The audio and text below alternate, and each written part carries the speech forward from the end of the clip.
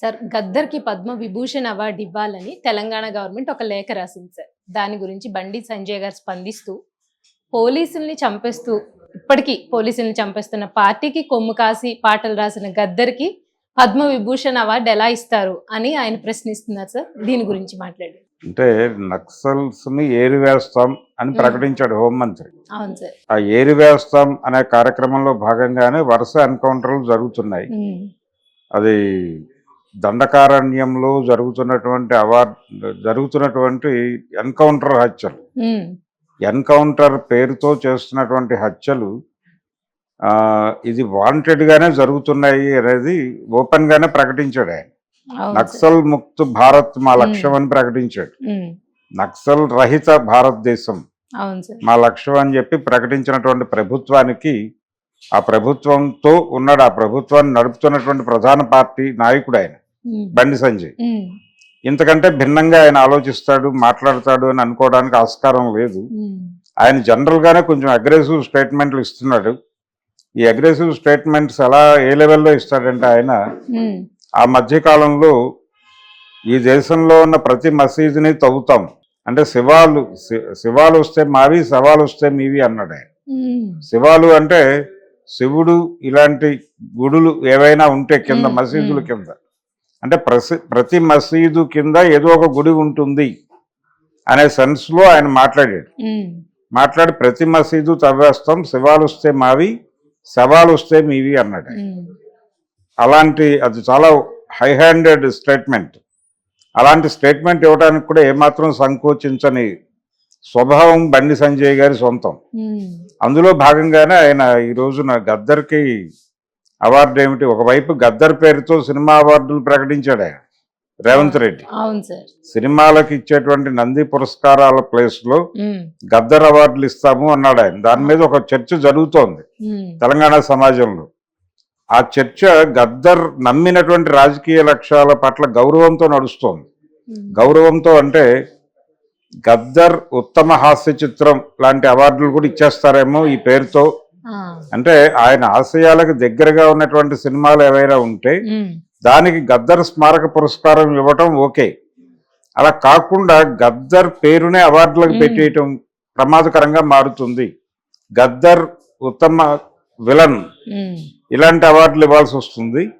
అది కొంత ఇబ్బందికరం అనే చర్చ ఒకటి గౌరవప్రదంగా జరుగుతున్న సమయంలో ఈయన మధ్యలో ఎంటర్ అయి తనదైన పద్ధతిలో గద్దర్ తన జీవితాంతం ఏ రాజకీయాల వైపు అయితే నిలబడ్డాడు అంటే ఆయన చాలా క్లియర్ గా మావోయిస్టు రాజకీయాల వైపు నిలబడ్డాడు.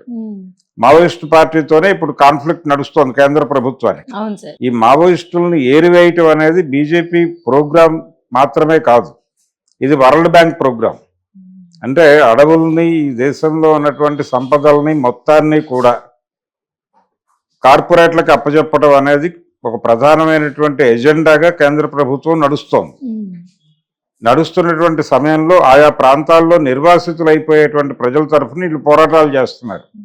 ఆ పోరాటాలు చేస్తున్నటువంటి వాళ్ళని నిర్మూలించేస్తే ఆ తర్వాత ప్రజల్ని బయటకు తరలించేయటం అనేది ఈజీ అవుతుంది అనే ఉద్దేశంతో ఇప్పుడు అభివృద్ధి అనే పేరుతో ప్రతి చోట ఏదో ఒక పెద్ద కార్పొరేట్ కంపెనీని తీసుకొచ్చేసి ఆ కార్పొరేట్ కంపెనీల్లో లోకల్స్ కి ఉద్యోగాలు ఇస్తామని చెప్పి అక్కడ ఎలో చేయించి వాళ్ళతో బలవంతంగా సంతకాలు తీసుకుని ఎలో చేయించి ఆ తర్వాత అందులో వాళ్ళకి పారిశుధ్య పనులు తప్ప ఇంకో పనులు దొరకవు.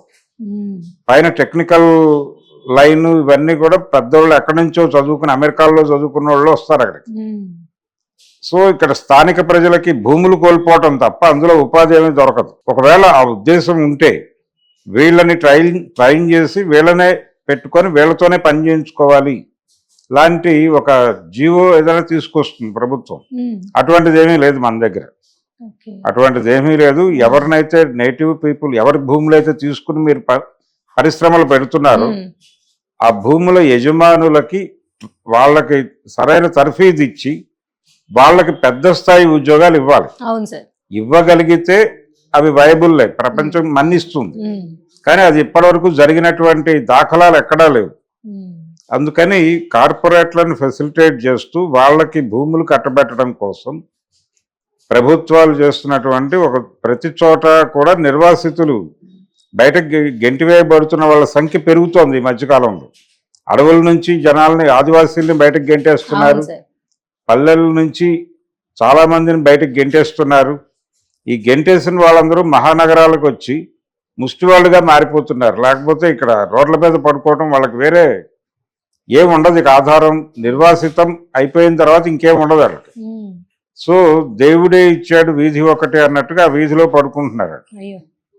ఇక్కడ ఏదో ఒక శిబిరాల్లో తలదాచుకుంటున్నారు. ప్రతి నిర్వాసితుడిని, అంటే వీధుల్లో పడుకుంటున్న వాళ్ళు ఎవరిని కదిలించినా వాడు ఏదో ఒక కంపెనీ లేకపోతే ఏదో ప్రాజెక్టు వలన వాడు నివసిస్తున్నటువంటి ప్రాంతం నుంచి నిర్వాసితుడై ఇక్కడికి వచ్చాడని తేలుతుంది. అయ్యో. అటువంటి కండిషన్ ఉంది ప్రపంచంలో. ఇవేవి కూడా బండి సంజయ్ గారికి పట్టవు. ఇవేవి అక్కర్లేదు ఆయనకి ప్రజలు అక్కర్లేదు, ప్రజల కష్టాలు అక్కర్లేదు. ప్రజల తరఫున పోరాటం చేస్తున్న వాళ్ళని చంపేస్తే ఈయన చంకలు గుద్దుకుంటాడు. ఆ చంకలు గుద్దుకోవటమే ఇప్పుడు చూస్తున్నాం మనం. గద్దర్ పేరుతో గద్దర్కి పద్మవిభూషణ్ ఇవ్వటం కరెక్టా తప్ప అనేది వేరే చర్చ. అయితే కనీసం తెలంగాణ రాష్ట్ర ప్రభుత్వం ఆయన పేరు ప్రతిపాదించింది. అవును సార్. ఆ ప్రతిపాదన కూడా కోపం తెప్పించింది బండి సంజయ్కి. కోపం తెప్పించి మావోయిస్టు పార్టీకి కొమ్ము కాస్తూ పాటలు రాసిన గద్దర్ని, పైగా పోలీసుల్ని చంపేసిన అనేది ప్రస్తావించాడు ఆయన బలంగా. మీరు ఎంతమంది నక్సలైట్లను చంపారో లెక్క తీస్తే మరి దానికేం చెప్తారు సమాధానం? అవును సార్. గత 2 నెలల్లోనే దాదాపు